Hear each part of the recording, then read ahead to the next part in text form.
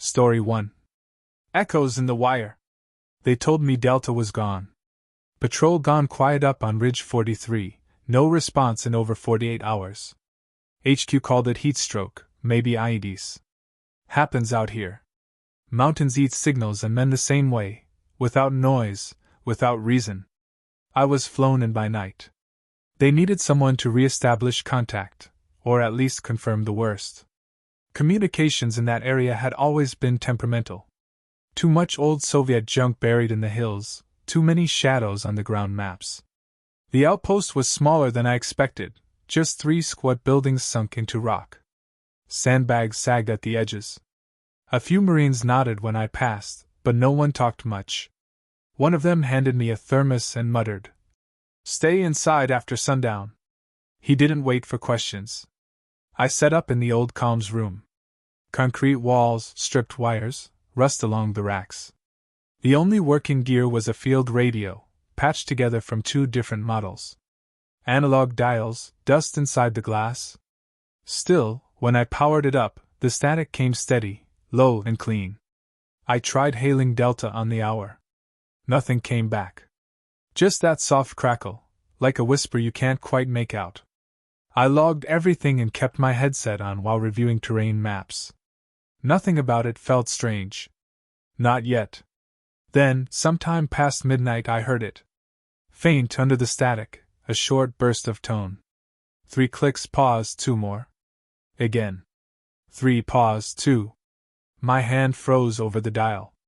I'd trained for Morse. That was K. The letter we used to say, over, in brief comms. I pressed transmit.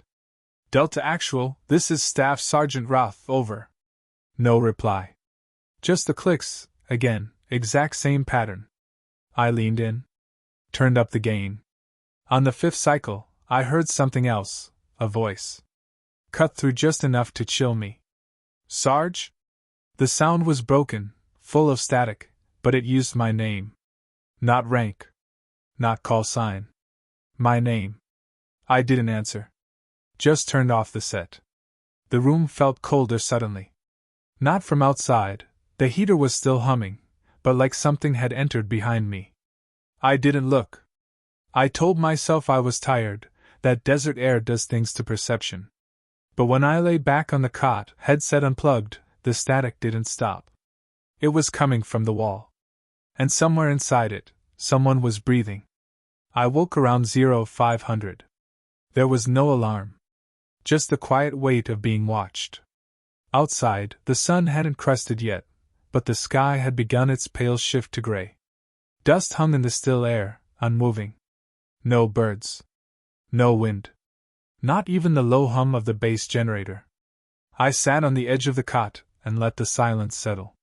My boots were still laced from the night before. I hadn't truly slept, just drifted in and out, head full of static. The heater had turned off sometime during the night. I hadn't touched it. I checked the unit, unplugged and reconnected everything. Still dead. The comm set, however, still buzzed faintly even though I'd powered it down hours earlier. A low, almost thoughtful hum. I tried not to think about the voice. Told myself it was cross-chatter, a bounce from another squad's transmission somewhere south. But I couldn't stop replaying it. Sarge? Not Staff, not Roth. Just that casual familiarity, like someone who used to sit 2 bunks over. I stepped out for some air. The camp was quiet. 4 men smoking near the edge of the makeshift perimeter. One nodded barely. The others avoided eye contact.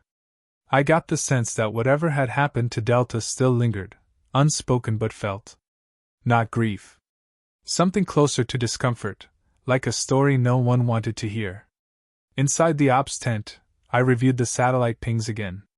No sign of movement from Ridge 43. Their transponder had gone dark on a clear night, with no storm interference. Not common, but not unheard of. Still, the report was clean. Lost contact. Presumed Kia. I returned to the comms room around 0700. The static had stopped. The set was completely quiet, even with the dial turned up. Just a low click when I flipped channels. Something about the silence felt worse than the static. I keyed the mic. Delta Actual, this is Roth. Respond if able. Nothing. Not even noise. I waited. Stared at the peeling paint on the far wall. The cracks seemed deeper than yesterday, stretched longer along the concrete like veins. I tried again. Same message. Same silence. Then I noticed it. The wires behind the set, coiled thick and black, had shifted slightly. Not much, but enough. I hadn't touched them. I taped them to the wall the day before. Now they drooped, one strand trailing down to the floor like it was reaching. I crouched to resecure them. As I wrapped the tape around the base, my fingers brushed the cable. It was warm. Not hot. Just faintly warm, like something living. The sensation passed quickly, but I stood up fast. Stepped back. Looked at my hand. Nothing. Just skin and dust. I checked the box again. It was off. Fully powered down. But a soft whine was building inside the room, not from the set. From somewhere deeper in the wall. I moved closer to listen. It wasn't sound exactly. More like a pressure behind the ears, the kind you feel before a thunderclap. Then, faint, almost not there. Ridge 43. The voice was wrong. Flat. As if it had been run through a machine and stretched out like taffy. Still, it knew the number. Our mission coordinate. No one else outside command would have known that. I grabbed the receiver again. Identify. Who is this? Silence. Then, we're waiting. I dropped the mic, didn't say a word. Just sat down, slowly, like if I moved too fast it might follow. It was broad daylight. Nothing spooky about a concrete room and a busted radio. But my hands were damp, and I couldn't stop staring at the wall. The hum had returned. Barely audible, but constant. I spent the next hour checking for external signals. Frequencies. Static bands. Old Soviet wires were known to bounce military chatter even after being dead for years. Ghost signals, we called them. But nothing I found matched. Not even the channel I'd heard the voice on. It was gone. Like it had never existed. I logged the experience as anomalous static interference. Nothing more. I didn't include the voice. After chow, I walked the perimeter. No footprints beyond the wire. No disturbances. I kept thinking about the ridge. Delta went up that path 3 days ago. No firefight. No distress beacon. Just vanished. I asked around. One corporal, Winters, said something odd. They radioed back the first night, he said, not meeting my eyes.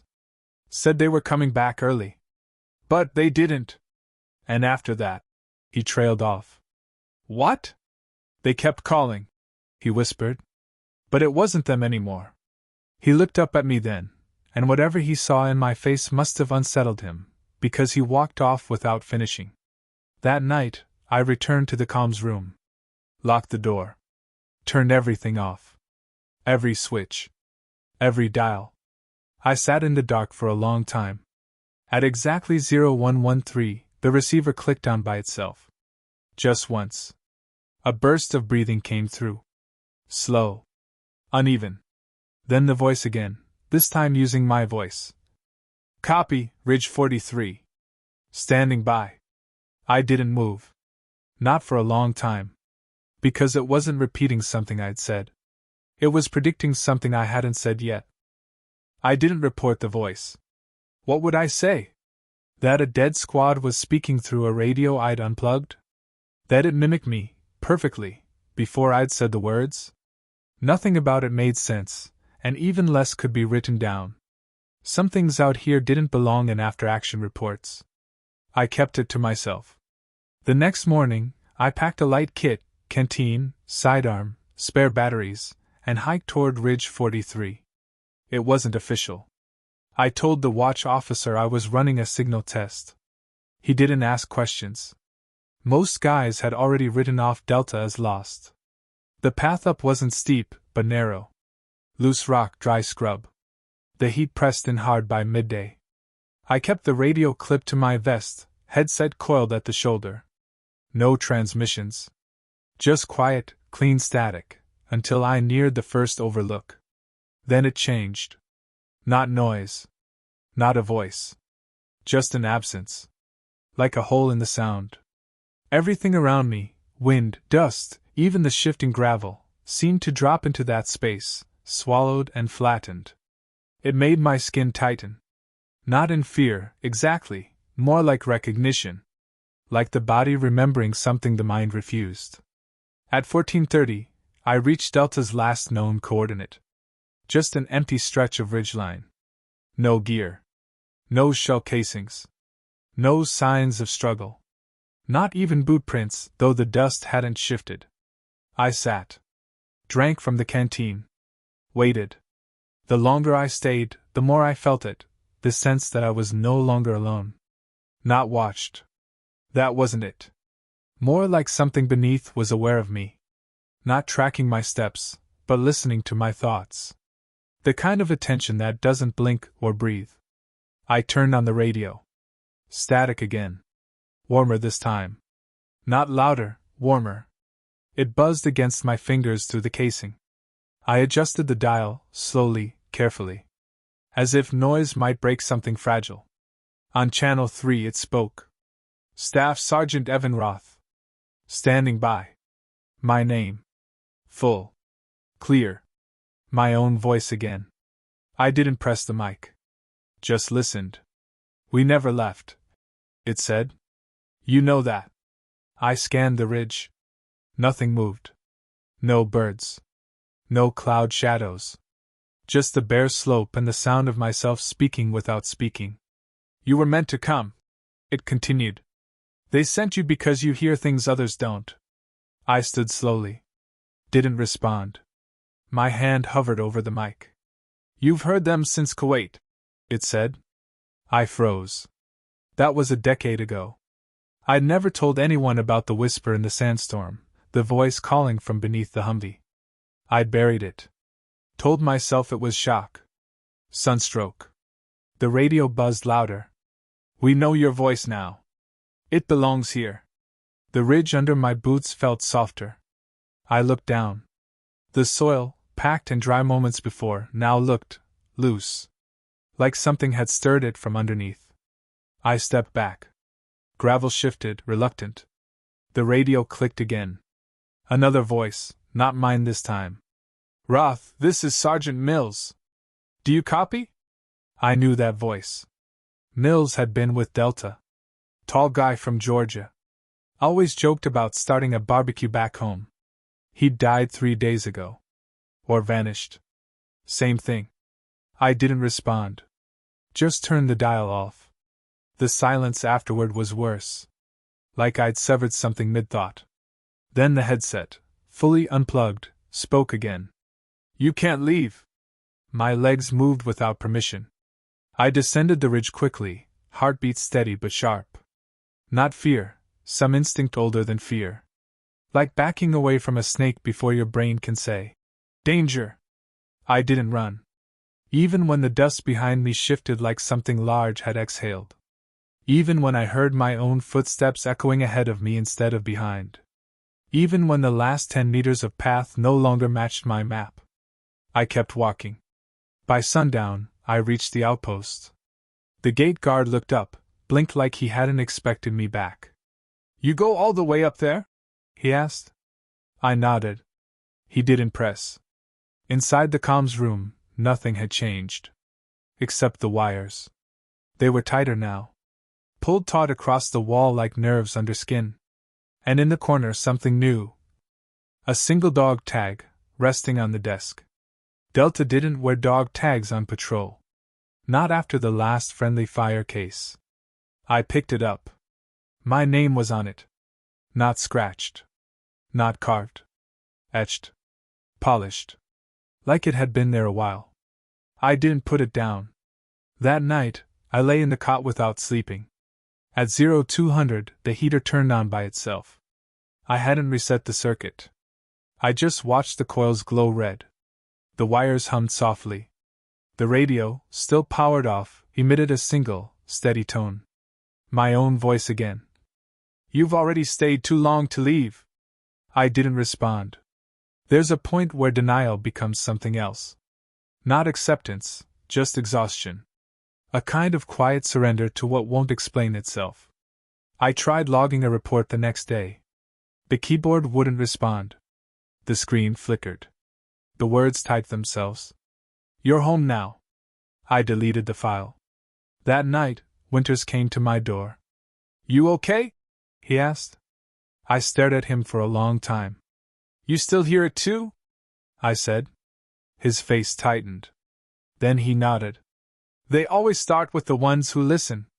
He left after that. Didn't say goodbye. I'm writing this on paper now. Can't trust the machines anymore. No one comes into the comms room except me. The others avoid it. Even the replacements. They say the signal's clean now. That I fixed it. But I know it's not. Every night the wire's warm. The dog tag gleams without light. And the voice, my voice, asks if I'm ready to go deeper. One of these nights, I think I might say yes. Not because I want to. But because I already know how it ends. I never left Ridge 43. Story 2. The Salt March. The taps started before the sun set, but by then, none of us could remember if they ever really stopped. We were a 3-man unit sent to assess the viability of a long-abandoned British forward post near the Iraq-Kuwait border.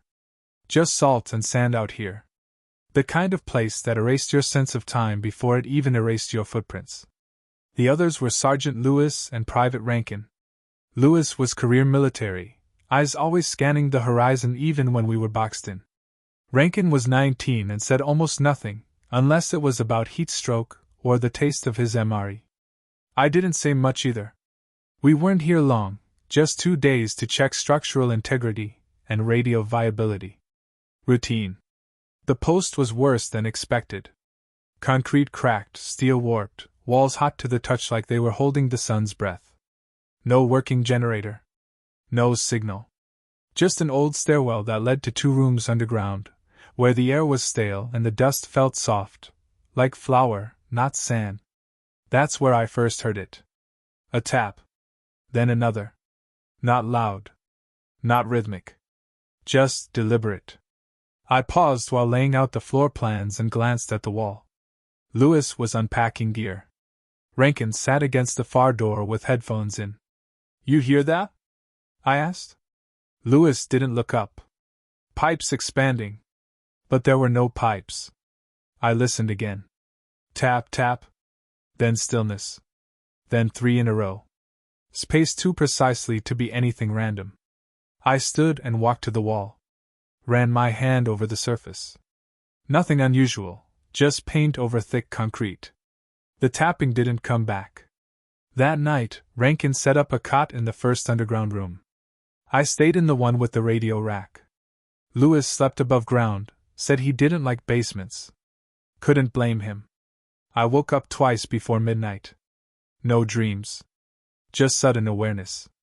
Like something had moved through the room and stopped just out of sight. The third time, I sat up and listened. Tap. Tap. Tap tap. My breathing slowed. Not in fear.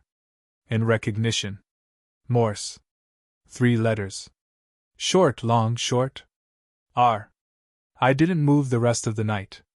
I just sat there, back to the wall, listening to the concrete talk. And outside, somewhere in the vast white flatness, the salt wind didn't blow once. It just waited.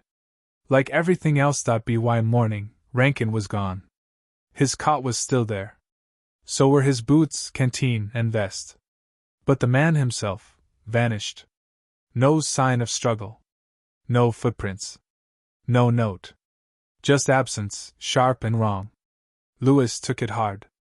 Didn't show it, not in his face, but the way he moved said enough. Clipped steps, short breath. He kept checking the horizon like Rankin would stroll up out of the heat haze, grinning and clueless. He probably wandered for a piss and got disoriented. He muttered. Desert'll do that. I wanted to agree. I really did. But the thing is, Rankin never took his boots off. We used to joke about it. He said the desert floor felt too soft, like you could fall through it if you weren't careful. And his boots were by the cot. Clean. I didn't mention the taps. Not yet. We spent the first half of the day sweeping the perimeter, calling out, checking for signs. Nothing. Just salt stretching in every direction. Flat. White. Empty. And silent. No birds. No distant vehicles. Not even wind against the concrete. Just that vast, still air that made everything inside the post feel louder than it should. By noon, the heat inside the building became unbearable, so we retreated to the underground rooms. I moved into the second room, thinking it might help me sleep. It didn't. The taps came back just after dusk. Tap, tap. Pause. Tap, tap. Silence. They weren't coming from the wall anymore. This time, they came from beneath the floor. I tried to ignore them, but they were patient. They didn't speed up. Didn't get louder. Just kept at it, persistent, deliberate, like someone trying to teach a rhythm I wasn't ready to understand. I left the room around midnight and stepped into the hall. And froze. The hallway had changed. Not drastically. Just longer. Maybe by a few feet. I knew it by the way the light from the stairwell didn't reach as far as it had before. The glow stopped just short of the far door, which had always been lit. Now it wasn't. I reached for my flashlight and flicked it on. The beam jittered. Old batteries. But I could see the wall at the end, and it wasn't the same color. A duller gray, more textured, like exposed cement. I backed up. Maybe I was tired. Maybe the heat had gotten to me. Or maybe I was beginning to lose track of how this place was laid out. I didn't sleep. By morning, Lewis was still above ground, sitting on a crate, sunglasses on, hands resting on his rifle like he expected something to come crawling in from the flats. "You seen the hallway?" I asked him. He frowned. "What?" "It's longer now." He gave me a look that said I'd better clarify fast. "The stairwell," I said. "Last night the hall looked different. The light didn't reach the back wall like before." He didn't say anything for a while. Then, "That's not how it works, Cole." "I know." He stood, brushed off his pants. "Go sleep, yeah? You're thinking in the heat again." I nodded, but I didn't go to bed. Instead, I sat by the entrance to the hallway for over an hour. The light still didn't reach the far wall. At some point, I dozed off in the chair. When I opened my eyes, the radio set was on. We hadn't used it since we arrived. It wasn't even wired to power. But the screen glowed faint green, and through the tiny speaker came a single, short transmission. "Turn around." My stomach tightened. The voice was Rankin's. I didn't move. I just sat there, eyes on the screen, waiting for something more. Nothing came. Then I realized there was no one else in the room. The chair across from me, where Lewis had sat the night before, was empty. I checked outside. His pack was still by the door. His helmet. His rifle. But not him. That's when I noticed the boots. 2 sets. Just inside the threshold. Not facing out. Facing in. Like someone had walked them off, right there at the edge of the doorframe. Like Rankin's had been. I called out. No response. I walked the outpost twice, inside and out. The salt flats stretched to the edge of the world. No footprints. No tire tracks. No drag marks. Just the still, flat breath of the desert. I returned underground. The hall was longer again. Not by much. But the light now barely reached the first door. I turned the flashlight on. More exposed wall. Same dull gray. Same texture. But now there were scratches. At first glance, just cracks. But closer, lines. Dashes. Some vertical. Some diagonal. They weren't random. I ran my fingers across them. They formed letters. Barely legible. Faint. COLE. I stared at the name for a long time. Eventually, I sat against the far wall. I didn't go back up. I didn't call command. Somewhere inside, the taps started again. Slower this time. 1. Pause. 1. Pause. Then 3 in a row. Tap, tap, tap. I listened until my breath matched the rhythm. Not because I wanted to, but because the wall sounded lonely. And I didn't want it to be. By the third day, I no longer trusted the map. The layout of the outpost was simple on paper: 2 above-ground rooms, 2 below, connected by a single stairwell. That's all. But every time I moved through it, something felt off. Distances stretched subtly. Angles curved where they shouldn't. Sometimes, I'd walk down the hallway expecting a wall and find a door instead. Other times, a door I'd used hours before would be gone, replaced by seamless concrete. There was a new door this morning. A plain steel one at the end of the hall, unmarked. I hadn't seen it before. I would have noticed. I stood in front of it for several minutes. It didn't make a sound. I didn't open it. Instead, I checked my notes. My sketches. All showed 3 rooms, 2 labeled storage, 1 with the radio set. Now there was a 4th. I checked the concrete near the stairs again. My name was still etched faintly where I'd seen it. Cole. The grooves looked deeper today. When I returned to the door, it was open. No sound. No draft. Just open. I didn't step through. I only looked. The space inside wasn't lit, but I could make out shapes. Tables, maybe. A shelving unit. A cot in the corner. It smelled like dry cloth and rust. There was no 4th room on the schematic. This place wasn't supposed to be here. Still, I entered. I only meant to stay a moment. Just enough to see what it was. My boots echoed softly on the floor. Dust shifted under my soles. I ran a hand along the shelving, military issue. Labeled crates. One was marked. Comms log, 1991. I opened it. Inside were tapes. Dozens. Labeled by date, all from August 1991. I picked one at random. Slid it into the old player sitting nearby. A small unit with a headphone jack.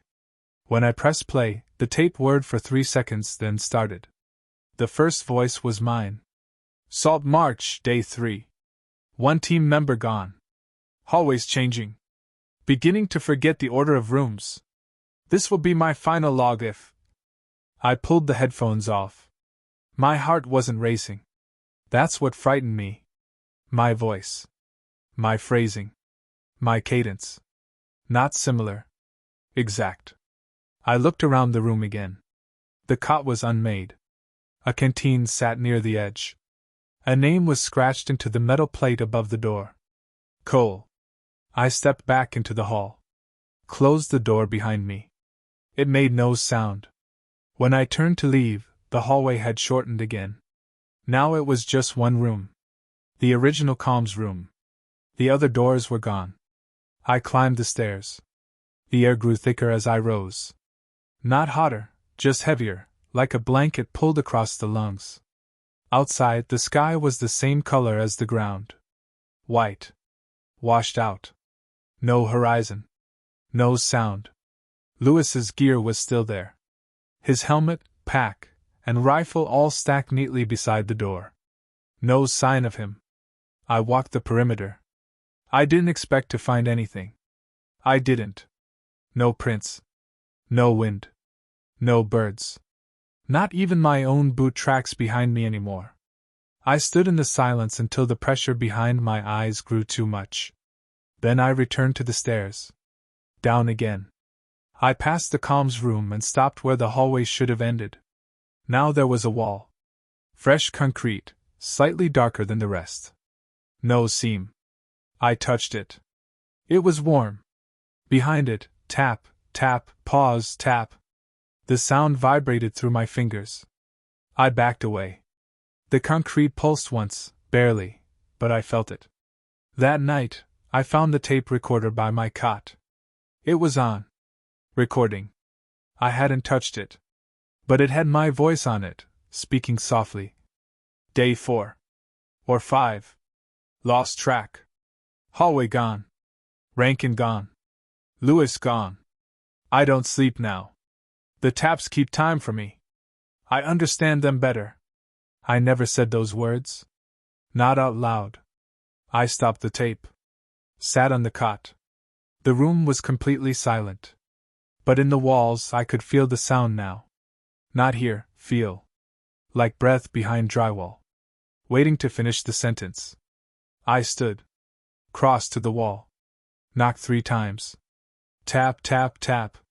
It replied, same rhythm, same pause. I did it again. A different rhythm this time. It answered. Faster. As if eager. I tapped once more.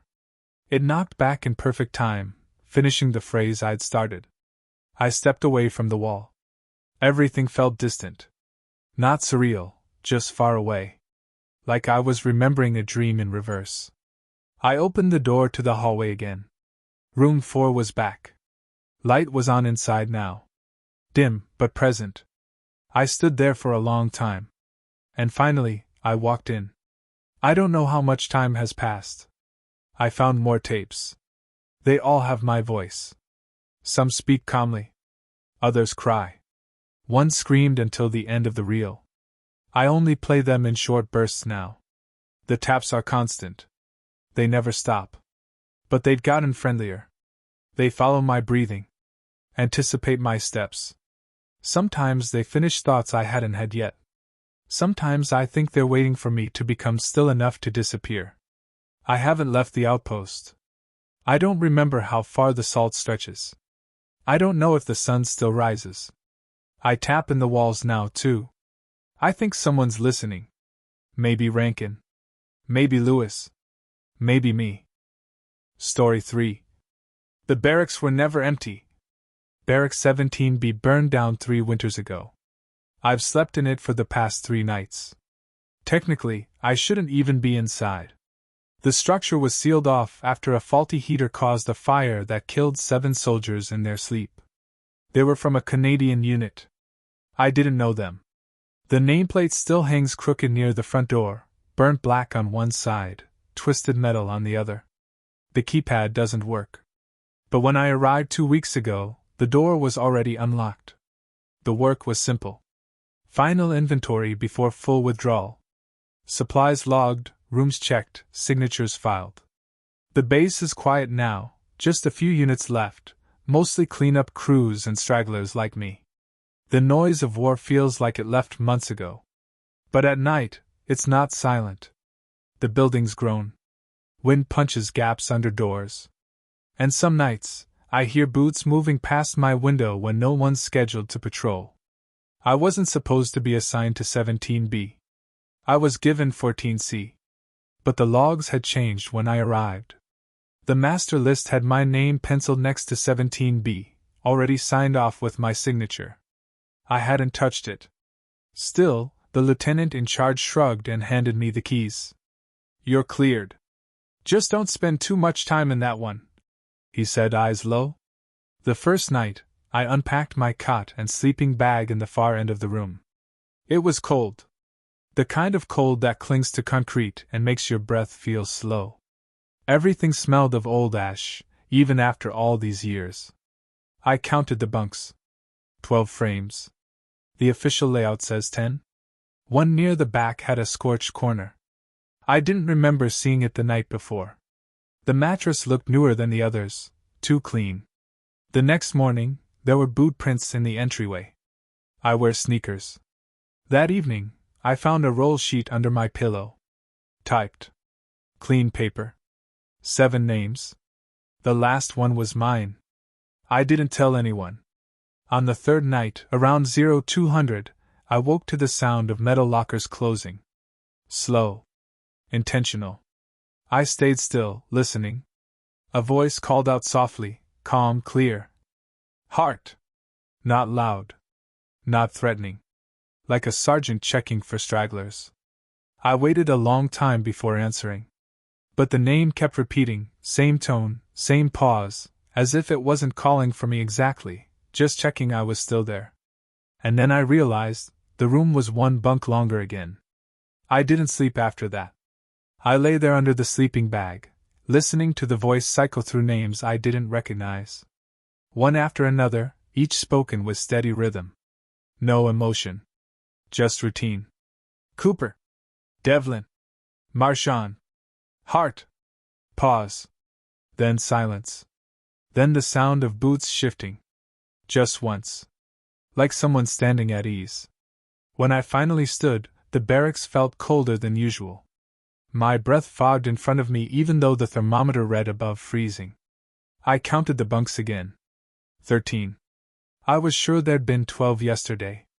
I could point out where mine was, where the scorched one sat, where Rankin's gear, Rankin.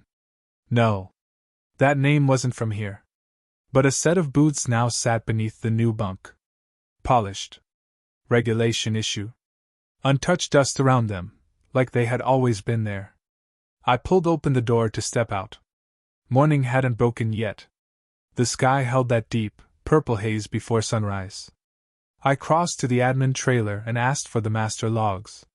The clerk was half asleep, annoyed, but handed them over without much trouble. Barracks 17B had been decommissioned in 2007. The last logged occupant was Sergeant Cooper. I flipped further. Marchand, Devlin, names I'd heard last night. But each of them was marked as deceased. Same date. Same fire. I turned the final page. My name was listed underneath the others. Typed. Same font. No date of death, just blank space. When I returned to the barracks, the lights were already on. I hadn't left them that way. The beds were made, precisely. Corners tucked tight. All 13. My sleeping bag was gone. In its place, folded sheets. Military issue. Clean. The air smelled different, sharp, metallic. Like after a wire burns out. That night I stayed outside. I sat across the dirt path, watching the building. Around 0200, lights blinked through the windows, faint shadows moving inside. A figure passed by the glass. Then another. I heard the door unlatch. Then the voice again. Cooper. Devlin. Marchand. Hart. Hart. It lingered the second time. As if waiting for something. A correction. Or permission. When no one replied, the door closed. And the lights went out, one by one. From across the path, I swore I saw someone looking back. Not through the window. From my own bunk. The next morning, the door was locked. I tried the handle twice, then keyed in the code the lieutenant had given me. It blinked red. Deadbolt engaged.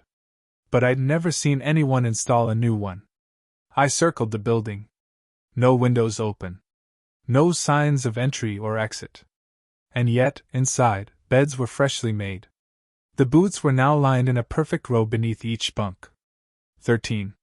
I went back to admin, asked the clerk if anyone had been reassigned to 17B. He stared at me blankly. We haven't used that place in years. I've been sleeping there. He checked the database. My name was still listed, next to 14C. There's nothing here about 17B, he said. That building's not even on the current occupancy map. I signed the form anyway. Took a paper map from the wall. It didn't show 17B. Just a blank patch where it should be. I walked back slowly, feet crunching over frost. The wind had picked up. It whispered through metal siding and chain link like something half-spoken, unfinished. The base looked smaller today. Tighter. Buildings seemed closer than before. Back at 17B, the door was open again. I didn't want to step inside. Not anymore. But something had shifted in me overnight. Not fear. Not acceptance either. Just inevitability. Inside, the air was still. No smell. No dust.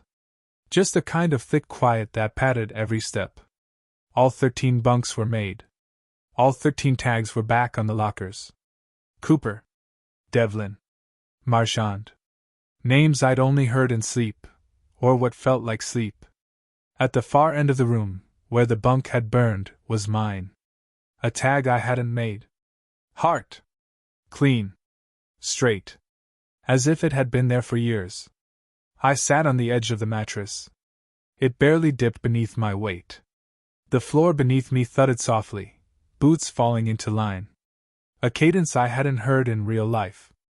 Only through walls. A faint call, deep and muffled, rose from the hallway. Cooper. Devlin. Marchand. Hart. I stood slowly. Crossed to the corridor.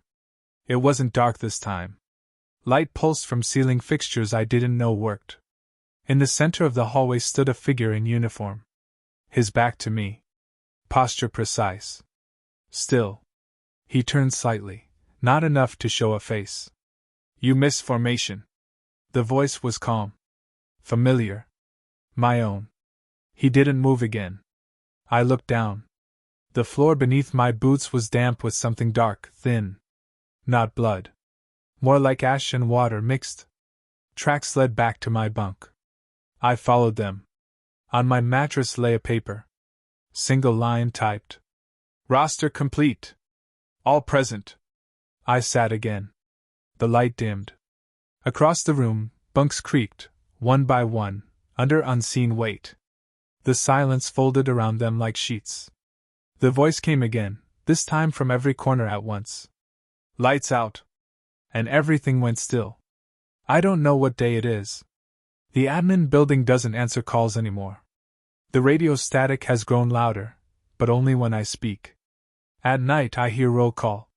Sometimes I answer before the voice calls my name. Sometimes I don't have to. Because it already knows I'm here. This morning, I opened the door and saw the base empty. Nothing left but sand and sheet metal. Like it had been abandoned for years. The map I carry is worn at the edges now. The section labeled 17B is faded, just faint ink beneath the others. I turn the pages. Same log. Same list. Cooper. Devlin. Marchand. Hart. Only now, my name isn't at the bottom. It's at the top. And the voice calling roll, it never stutters anymore. Because I never miss formation. Not anymore.